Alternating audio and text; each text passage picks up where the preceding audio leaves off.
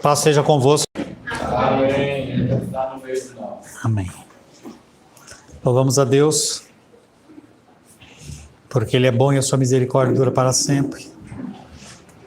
E Ele nos permite estarmos na sua casa, meditando nos seus ensinamentos. Cada vez mais a igreja deixa de ser igreja. Notícias de escândalos por todos os lados. Doutrinas falsas sendo pregadas. Igrejas muito mais focadas em TikTok do que realmente em formação de vidas. Igrejas preocupadas com formação de células, mas sem preocupação na cura dos corações. Você tem que estar com seu discernimento afiado para que você não seja enrolado. Uma capa de santidade como nunca se ouve, travestido de toda sorte de coisas, apenas para te levar ao engano. Homens fazendo o papel do acusador com excelência. Projetos de vida 2026 que não incluem de maneira nenhuma Deus na história. Palavras sendo proclamadas de bênção, de vitória, de ano de colheita. Só que ninguém quer plantar nada. A vida espiritual, ela é algo que tem que ser levado em conta por você. O tempo, ele passa e passa muito rápido. Você olha para as crianças, estava hoje com a Rô lá no parque da cidade, dando uma caminhada, e olhava para as crianças e falava assim, olha só, criança dessa aí, a nossa filha, Lúlia, era desse tamanho. Eu vi a Rô virando aí, olhando o tamanho que o Joaquim está. As crianças, elas vão crescendo, o tempo está passando muito rápido. E você tem que saber aonde você vai colocar as suas fichas, aonde você vai priorizar. Na semana passada, nós tratamos sobre o título Tesouros dos Céus. Já falei para você que eu me enganei em relação ao texto e pulei uma sequência de textos que, se Deus assim me permitir, na semana que vem a gente vai estar voltando. Mas como também creio que Deus ele controla todas as coisas, houve algum propósito para que esse texto eu falasse antes, não só a minha distração. Quando nós falamos sobre tesouros nos céus, nós tratamos sobre a condição perecível dos bens terrenos. Qualquer coisa, a nível material, é perecível, até mesmo a sua vida. Talvez você, como eu, tenha entrado nas festas com um peso e saído com outro. Perecível. Teu carro, a tua loja, os seus bens, mesmo a sua família. São coisas que vão se desgastando. Dentro do aconselhamento bíblico a gente vê muitos problemas de casais, o desgaste que tem, aquele amor inicial, ele fica lutando para se manter em paixão, mas se ele não se converter em amor verdadeiro, desgasta, dificuldades. As pessoas, elas não têm valorizado os bens eternos. A gente, dentro dessa forma de viver, de corrida para um lado para outro, tem que entregar, e a dinâmica dessa geração de vocês é uma dinâmica diferente da minha geração, e não é papo de velho. É uma geração em que as coisas acontecem muito rápido. E se você não presta atenção, o teu casamento ele faz 5, 10 anos, os seus filhos eles crescem, você não viveu com eles. E o que sobra? O que sobra? Não sobra nada. Frequentemente nós somos colocados em xeque sobre Deus ou nossa carne. Todos os dias você é colocado em xeque. Esse ano de 2026, pretendo que ele seja diferente para mim. Espero que seja diferente para você também. Compartilhei com a igreja, compartilhei nos grupos, um YouTube, que mostra músicas de salmos cantadas no ritmo de blues. Eu não sei se alguém ouviu ou não, mas eu não vi retorno de quase ninguém.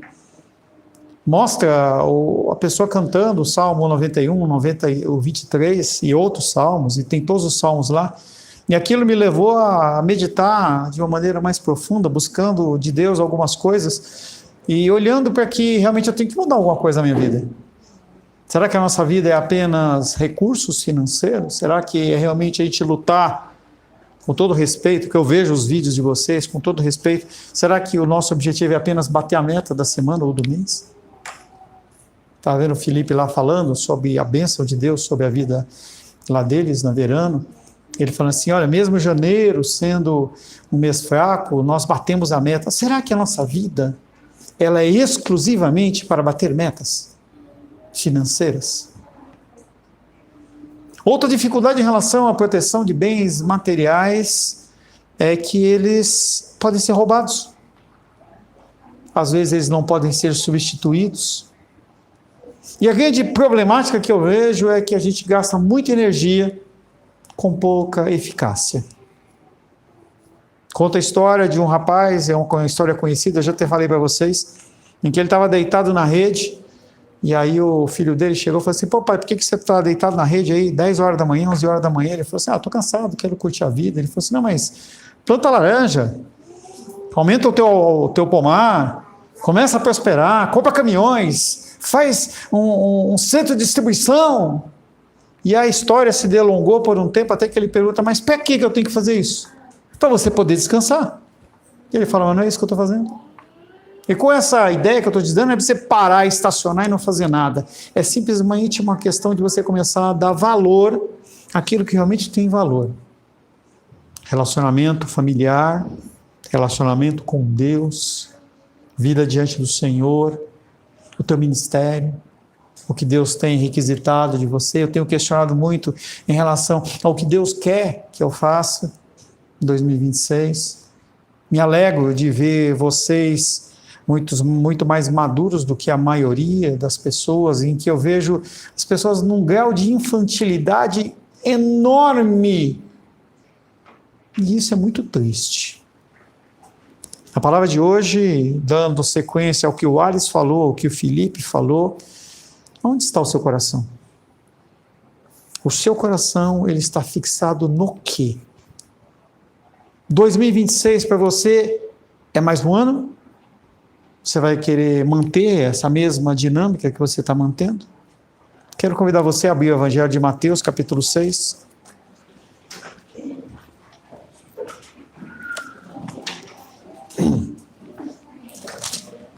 Evangelho de Mateus, capítulo 6. 19 em diante. Evangelho de Mateus, capítulo 6, versos 19 em diante. Assim diz a palavra de Deus. Não acumuleis para vós outros tesouros sobre a terra, onde a traça e a ferrugem corroem, e onde ladrões escavam e roubam. Mas ajuntai para vós outros tesouros nos céus, onde traça nem ferrugem corrói, e onde ladrões não escavam nem roubam. Porque onde está o seu tesouro, aí estará também o seu coração. São os olhos, a lâmpada do corpo. Se os teus olhos forem bons, todo o teu corpo será luminoso. Se, porém, os teus olhos forem maus, todo o teu corpo estará em trevas. Portanto, caso a luz que em ti há sejam trevas, que grandes trevas serão. Palavra do Senhor, amém? Senhor, te louvamos, adoramos e bendizemos. Queremos nos colocar na tua presença, pedindo que o Senhor nos dê o espírito de entendimento. Que nós possamos ouvir a tua voz, Pai. Muito mais do que uma reunião social, nós queremos ouvir a tua voz e aprender os teus caminhos. Pai, peço que o Senhor me dê a capacitação para trazer um recado santo aos teus filhos e filhas. Que o Senhor me dê a capacidade de sintetizar, Pai, tudo que tem que ser falado com a excelência do Senhor. Oro em nome de Jesus. Amém. Podeis se assentar em nome de Jesus.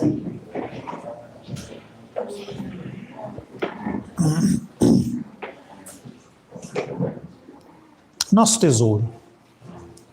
Alguém já roubou algo de você? Comigo já. Nesse campo de investimentos, a gente coloca a confiança em alguém, em alguma coisa, e as pessoas elas se frustram. Já contei para vocês também, mas é uma história pertinente, em que no início da nossa igreja, em que nós nos encontrávamos lá no galpão do José Dias e Gilda, que nos abençoaram grandemente naquela época, eu tinha acabado de sair da igreja cristã presbiteriana, meio sem eira, sem beira, e o rapaz que era o homem do louvor, ele chegou mais cedo, era um lugar muito quente, telha de zinco era na altura da nossa cabeça, e era muito quente. E ele, para montar a bateria eletrônica dele lá, eu tinha ajudado ele a resgatar o ministério dele, ele tinha sido frustrado em relação a Heloísa, tá? Ele estava frustrado com o meio cristão, e aí eu ajudei a resgatar ele, resgatar a esposa, os filhos, tudo.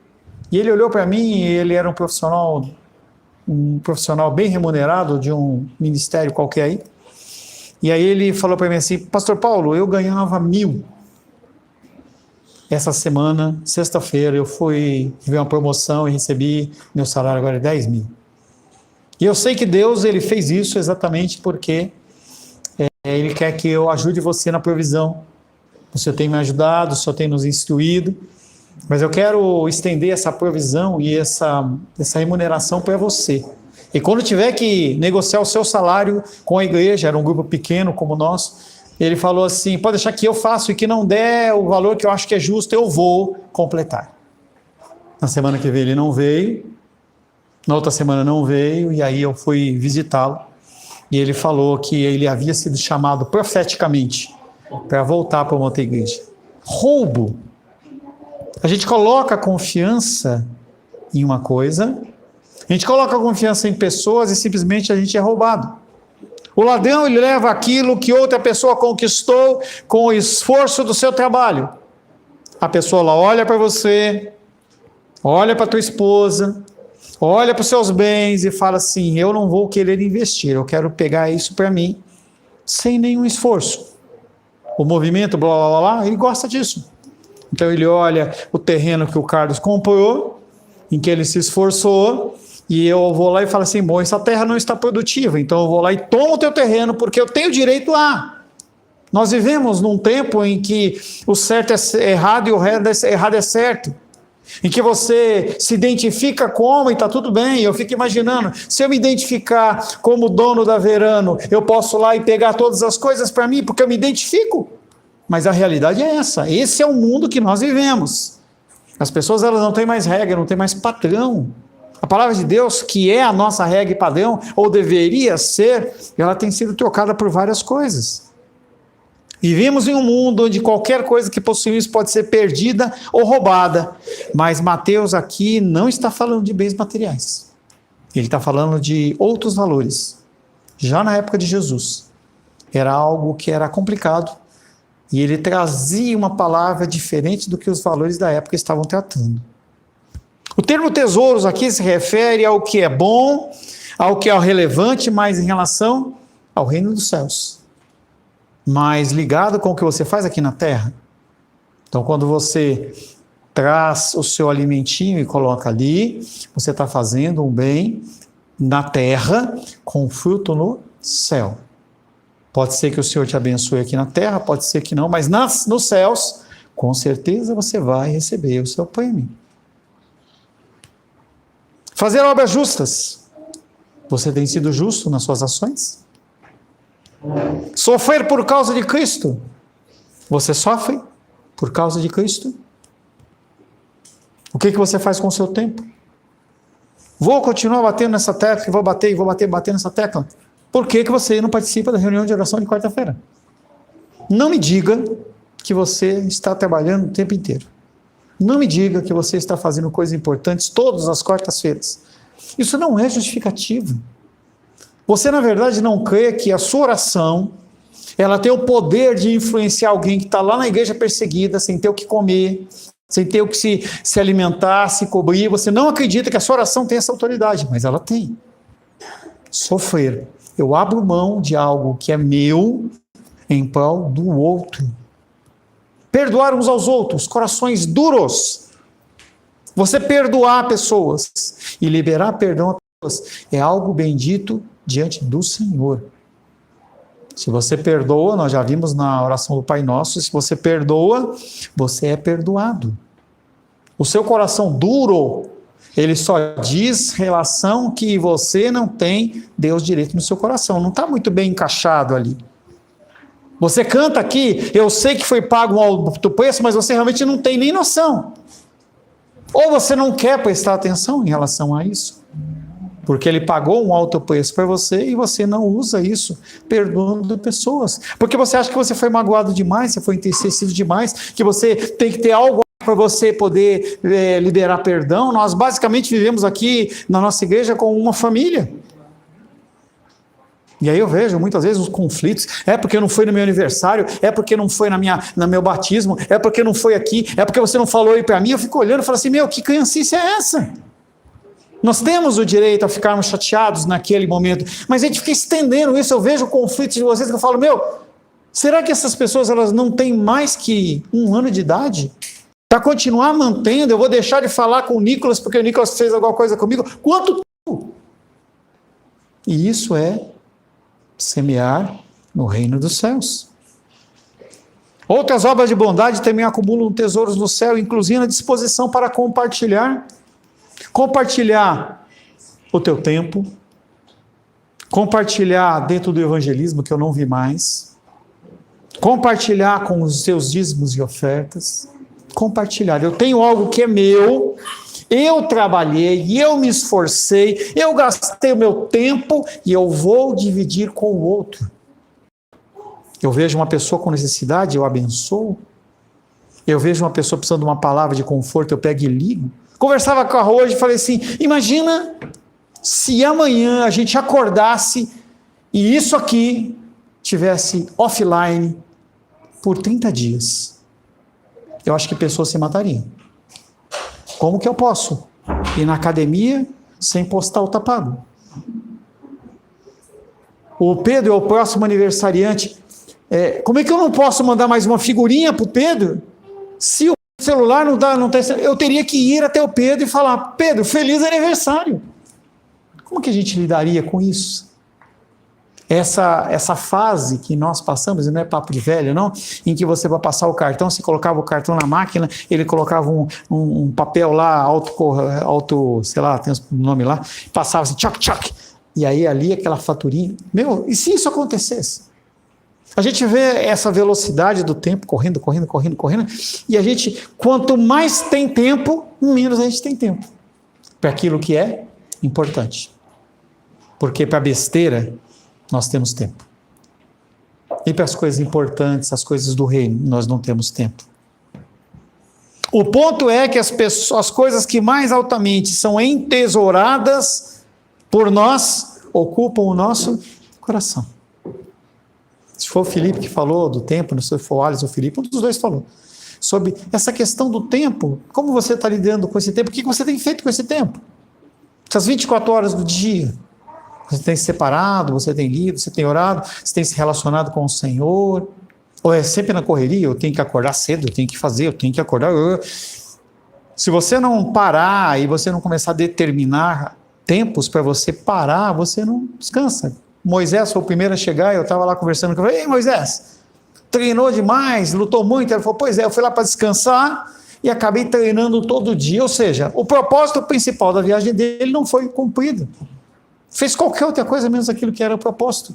A gente não está conseguindo determinar um foco e seguir nesse foco até o fim. Para os herdeiros do reino, acumular riqueza nos últimos dias é particularmente falta de visão, e eu falei na semana passada. Se hoje você soubesse cabalmente que você iria morrer amanhã 10 horas da manhã, o que você iria fazer? Você ia se preocupar com o carro para você vender, com a cesta que você ia vender? Ou será que você ia querer passar todo o tempo que você tem com a Aisla e com a Joaquim? A gente não tem esse senso de urgência. Algo que a gente via no finalzinho do Novo Testamento. As pessoas elas estavam com uma expectativa da volta de Cristo tão grande que elas faziam o quê? Vendiam seus bens para compartilhar com os outros. Para que eu vou querer 2 carros? Para que eu vou querer todo esse dinheiro no banco se amanhã Jesus volta? Esse senso de urgência a gente tem perdido. Claro que nós temos que tomar um cuidado muito grande e não irmos para outro extremo. Então agora eu não vou... Tudo bem aí, Daniel? Estou vendo que você está meio agitado, dando risada. Está tudo certo? Então presta atenção aqui e fica serinho aí, tá? A gente não pode cair para outro extremo. Agora eu não vou fazer nada. Eu não vou trabalhar mais, eu não vou estudar mais, eu vou só me dedicar às coisas do Senhor. A gente já falou sobre isso. Não, são extremos. A palavra de Deus, ela, em muitas passagens, ela mostra a condição que nós temos que, por exemplo, a Bíblia nos recomenda nós provermos para os nossos parentes. Então, basicamente, a nossa família está aqui. Então, você olhar para o seu ente querido e falar assim, olha, ele está com uma dificuldade, eu vou ajudar. A palavra de Deus fala sobre isso. E como é que eu vou fazer isso se eu não tenho? Então, nós temos que trabalhar para ter uma sobra. A palavra de Deus também fala que nós devemos prever o futuro. Nós temos que olhar para o futuro com possibilidades. E isso nós falamos diretamente com os homens. Sábado a gente estava indo no mercado, a Rô falou assim, pô, a gente não faz um plano, a gente não programa uma coisa, um carro novo. Então eu falei, olha, entenda que eu tinha algumas expectativas e eu vejo que algumas coisas elas estão meio nebulosas. E eu não vou investir numa coisa desse tipo, porque a minha responsabilidade é manter a minha casa, no mínimo, no que comer e o que vestir, que é o que a palavra de Deus garante. É minha responsabilidade.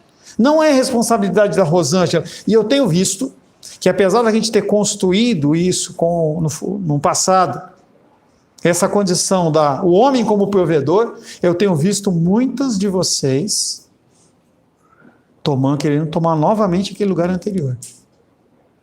Falava com uma pessoa e ela falava assim, pastor, o meu dia ontem foi um caos. Eu falei, como assim? Não, foi um caos. Porque eu tive que acordar, eu tive que fazer o fechamento, eu tive que fazer a embalagem, eu tive que fazer a flor, isso não é sua responsabilidade. Mas não é sua responsabilidade. Ou seja, o que estava sendo construído começa a voltar novamente. Tenho começado a ver mais as mulheres nos posts fazendo e estão trabalhando e não sei o quê. Gente, entenda que a casa de vocês é a casa de vocês. A minha casa, eu tenho a responsabilidade diante do Senhor de cuidar da minha casa e instruir vocês no caminho que vocês devem fazer. O que vocês vão fazer com isso? É com vocês. Se quer mulher trabalhar só a sol, quer ser empreendedora, tal, é com você. Homem, você quer compartilhar a tua liderança com a mulher? É com você. Mas saiba que a palavra de Deus diz que está errado. Você vai colher consequências em relação a isso. Nós temos que trabalhar. Só que Jesus ele não está preocupado com você trabalhar demais ou trabalhar de menos, e sim a questão do egoísmo. Em você colocar a sua empresa, a sua família, mesmo a sua família, como o principal, e você esquecer das coisas espirituais. Os discípulos de Jesus não acumulam tesouros para si mesmos. A preocupação é aonde você está colocando o teu coração. Quando eu estudava administração de empresas, eu sou formado em administração de empresas, o professor ele falou sobre a gratificação adiada. Por muitos anos, no Brasil, as pessoas elas tinham a gratificação delas adiada como aposentadoria. Esquece. As pessoas não vão se aposentar. Não tem mais dinheiro. A Previdência está quebrada. A quantidade de pessoas que entraram com pedido de aposentadoria legalizada, corretinha, e não receberam, passam de milhões de pessoas. 10, 15, 20, 30 milhões de pessoas. Porque não há dinheiro. Se você começar a olhar o correio, você vê que a máquina pública, ela está quebrada. Apesar das pessoas, eu como vocês, pagar lá o DASA, entendeu? Para você ter a sua contribuição, você vai se aposentar. Não vai haver esse dinheiro. E o governo, ele quer mais isso, ele quer que você seja dependente dele, para você viver numa condição assistencialista o máximo possível. O objetivo é acabar com o empreendimento particular e fazer com que você dependa da cesta básica. Hoje, uma estatística que eu vi, mais de metade da população brasileira vive não do trabalho, vive o quê? Das cestas. Cesta básica, cesta gás, cesta raio que o parta. E quem paga é você, os auxílios. E esse professor, ele falava sobre essa gratificação adiada, que é uma condição de você saber reinvestir aquilo que você tem.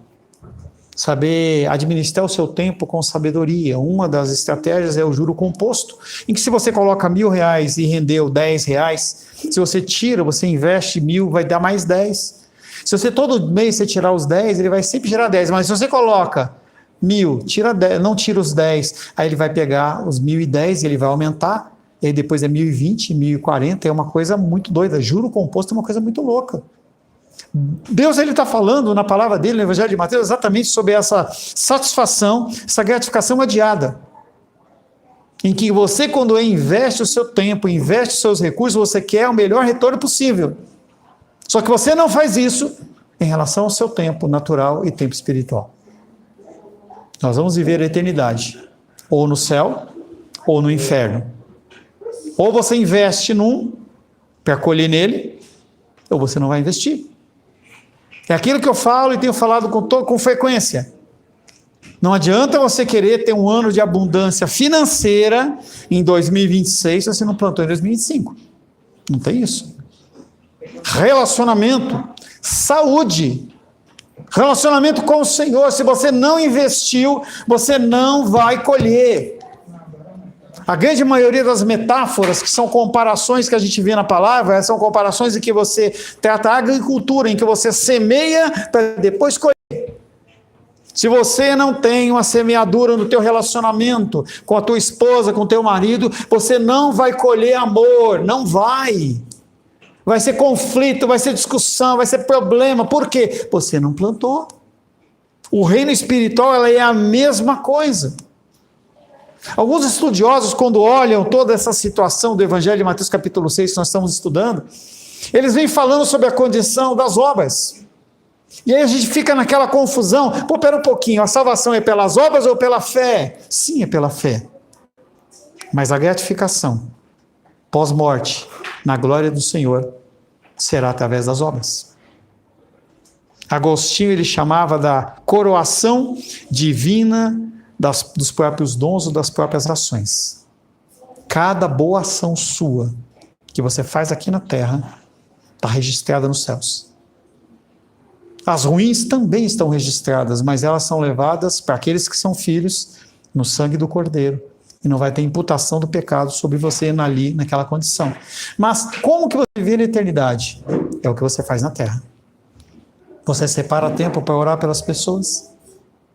Você é uma pessoa que ajuda missionários, você é uma pessoa que alimenta alguém com uma cesta básica, faz alguma coisa, ou você simplesmente está nesse ciclo cristão de que você entra, bate o cartão do ponto e vai embora. Você acha que o cristianismo é isso? Ao mesmo tempo, somos chamados repetidamente das Escrituras a produzir frutos de retidão e obediência. Quando somos obedientes a Cristo, acumulamos tesouros no céu. Não há nada mais valioso que a obediência, e o seu valor é eterno. O mercado no céu nunca está em baixa, não há recessões. Então, quando eu vi o Felipe falando do mês de janeiro, que o mês de janeiro é um mês de baixa, em relação às flores, graças a Deus que Deus o abençoou, no céu não tem isso. Não há desvalorização. Falei para vocês, a Mega Sena esse ano, a virada da Mega Sena foi R$1 bilhão. Nunca se pensou num valor tão grande como esse. Mas será que o valor é grande? Ou o dinheiro está desvalorizado? Estava vendo um filme Carro em que o rapaz ele recebeu, estava na crise da Argentina em 1970, e aí o cara pagou o salário para o professor, ele tinha vindo acho que da Europa, e aí ele falou, você precisa gastar esse dinheiro tudo hoje. Pagou numa sexta-feira. E ele voltou para dar conta do que ele tinha gasto. Eu não entendi muito bem aquela dinâmica. E ele falou assim, você não gastou tudo? Ele falou, não, eu guardei um pouco para a semana que vem. Ele falou, não, esse 100 seu, na segunda-feira, ele vale 50. Gente, eu e Rosângela já vivemos isso. Você tem um dinheiro que no outro dia vale metade. A gente já viu, inflação mensal de mais de 2, 3 mil% ao mês. Você tem uma inflação de 30%, 40% ao dia, é loucura. Nós vivemos isso. Quando somos de Cristo, nós acumulamos tesouros na terra para as nossas necessidades, mas mais importante, nós acumulamos tesouros nos céus. Não há nada mais valioso que a nossa obediência e o seu valor é eterno. A glória do reino de Deus é eternamente, é de eternidade a eternidade. No verso 21 ele fala, porque onde está o seu tesouro, aí estará o seu coração. Aonde está o seu tesouro? Relacionamentos, eles tendem a roubar isso da gente. Casais novos vivem num afã de que aquilo ali não vai acabar nunca. Não, aquilo ali vai se encaixando. É normal. As discussões vêm, a maturidade vem. Então, apesar de eu ter em primeira instância, depois do meu Deus, a vida da minha esposa, ela não é a pérola de grande valor na minha vida. A pérola de grande valor na minha vida é o meu Deus. É o meu Deus. Porque se eu não tiver Deus como primeira instância, eu não vou ter como cuidar dela. Eu não tenho como cuidar da minha filha e não tenho como cuidar de vocês. Esse sentimento, digamos assim, de incômodo que me deu nessa virada, e com esse, eu vou falar de novo com esse blues aí, salmo cantando daquele jeito lá, me levou a meditar, falei assim, eu tenho que mudar alguma coisa na minha vida. Eu tenho que conhecer melhor este Deus. Não importa que nós, como igreja, não é para você se engrandecer e se soberbecer, não importa que a gente, como igreja, esteja anos-luz de grandes mega igrejas aí que ainda estão pensando no projeto de vida, em que o pastor vai lá na frente e fala, este ano vai ser o ano da sua colheita, a 2025 foi luta, mas agora você vai encher os seus celeiros e o povo enche de lágrimas, você já não entra mais nessa. Por mais que você queira ouvir, você sabe que não é verdade. E eu me alegro do Senhor de poder ter vocês como ovelhas, porque eu entendo que apesar das lutas e dificuldades e algumas minhas de vez em quando, vocês são muito mais maduros do que a maioria, mas eu não posso me acomodar nisso, eu tenho que buscar mais. O Alisson falou comigo assim, e aí vamos começar a decorar os salmos de novo? Vamos! Os salmos, eles têm que fazer parte da sua vida de tal maneira que queime o seu coração. Queime o seu coração, o desejo. Fazia tempo, essa virada aqui, eu lendo a Bíblia, eu não quero parar de ler a Bíblia, estou incomodado porque eu quero ler mais. E você tem lido? Pastor, não dá tempo. Essa desculpa, não deu tempo. Eu estou meio assim, sabe, pastor? Eu lia 3, mas estou lendo 1. Gente, é a sua vida espiritual. Se você não valoriza isso, é com você. Você está dizendo para Deus que Ele não vale o seu tempo. E aí, dentro desse contexto, a gente chegou aqui, estava lá o pau torando lá no boteco. Talvez seja melhor você ir para lá, porque pelo menos você canta lá Trem das 11, um forró, faz uma brincadeira, e você vai se divertir mais. Porque eu só vou acumular nas suas costas mais e mais peso, e mais peso, e mais peso. Condenação. Porque eu tenho a obrigação. Tira esse tapete que ela já tropeçou 3 vezes, por favor. Eu tenho a obrigação de mostrar para você quanto você está errado. O que você vai fazer com isso? Não sei. Gostaria de ir lá no juízo celestial, está lá na fila esperando minha vez para estar na presença do Senhor, você bater no meu ombro e falar assim, ei, pastor Paulo, tudo bem? Lembra de mim? Eu sentava lá na igreja Cristã Semente de Vida, dava meus cochilos, mas eu estou aqui. Eu falo, legal. Mas alguns de vocês, e fulano? E fulana? Ixi, não está aqui não. Eu já fui até o fim da fila e voltei. Está aqui não. Talvez tenha ido. Encontra Pedro lá na porta e fala assim, e fulana? E fulano? Não, esse aí, viu não? Esse aí ficou fora. Está amarrado. Não adianta amarrar. O juiz é eterno. Se nós olhássemos para as coisas espirituais com o devido valor, a gente não ia fazer tanta besteira. É interessante os votos matrimoniais, porque quando nós fazemos um voto matrimonial, ele vai além do honrar e amar. Ele fala sobre a questão de estima. Em que quando você estima algo, você não deixa que nada danifique aquilo. Se você tem autoestima, como eu tinha na idade que eu tinha 18 anos, na idade do Gabriel assim, e aí o meu carro, eu tinha um carro, eu trabalhava bem, né? Trabalhava na Philips, ganhava um bom salário, naquela época eu ganhava R$2.500, a dinheiro hoje sei lá, uns 10, 15 mil reais. E aí eu tinha meu carro, eu desmontava as rodas do carro, e eu passava pretinho nos pneus, e eu já vivi tudo isso. E aquilo eu tinha autoestima para aquele carro. A gente amava as meninas, mas se a menina entrasse no carro e sujasse o tapete do carro, ou se ela batesse a porta forte, acabou. Eu prefiro o meu carro. Eu lembro que eu estava namorando uma menina do Rio de Janeiro, e aí meu pai me ligou e falou assim, comprei um Monza, era da época, um Monza sedã, e ele falou assim, eu estou querendo colocar um aerofólio no carro. Você acha que eu fiquei no Rio de Janeiro com a minha namorada? De nada, porque eu tinha o meu carro em autoestima. Quanto você estima o Senhor? Quanto você estima a palavra do Senhor? Versos 22 e 23, Jesus prossegue dizendo, são os olhos a lâmpada do corpo. Se os teus olhos forem bons, todo o teu corpo estará luminoso. Se, porém, os teus olhos forem maus, todo o teu corpo estará em trevas. Portanto, caso a luz que em ti há sejam trevas, grandes trevas serão. Os nossos olhos são aqueles que veem e observam o mundo. Eu vi uma história de um cara que teve um problema de visão e ele perdeu, ele ficou totalmente cego por 30 anos. Ele não viu a sua esposa por 30 anos. Ele não viu seus filhos nascerem e crescerem por 30 anos. Após ele receber um transplante de córnea, ele foi capaz de ver a esposa novamente e os seus filhos pela primeira vez. Podemos imaginar o que ele enfrentou. Eu quero pedir que você feche os olhos.